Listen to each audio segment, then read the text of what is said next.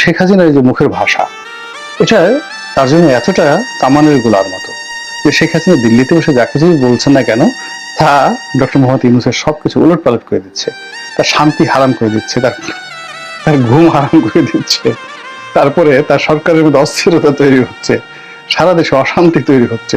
এবং এই অশান্তি দমন করার জন্য তিনি নরেন্দ্র মোদীকে রিকোয়েস্ট করেছেন যে ভাই গো, ওনার মুখটা বন্ধ করে দেন।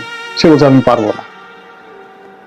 এখন বুঝার চেষ্টা করেন একটু, জাস্ট এটাকে নিয়ে কষ্টও লাগে, হাসিও পায় যে বয়স হলে যাওয়া হয়। উনি যৌবনকালে এই ধরনের কথা বলতেন কিনা আমি বলতে পারবো না।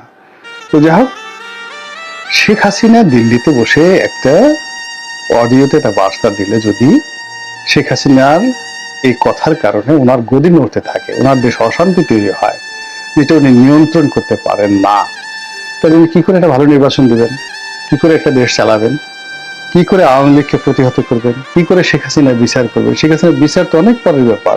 শেখ হাসিনা ওখানে বসে যদি বলে এটা কুক, এই কুক শব্দটার ধমক যদি আপনি সামলাতে না পারেন, পালাপালি আমরা খেলি না গ্রামে, আমি পালিয়েছি কুক আমাকে ধরো তো, তো এখন সেই কুক শব্দ শুনে যদি আপনি চিত হয়ে পড়ে যান, তা আপনি তাকে খুঁজে বের করবেন কিভাবে?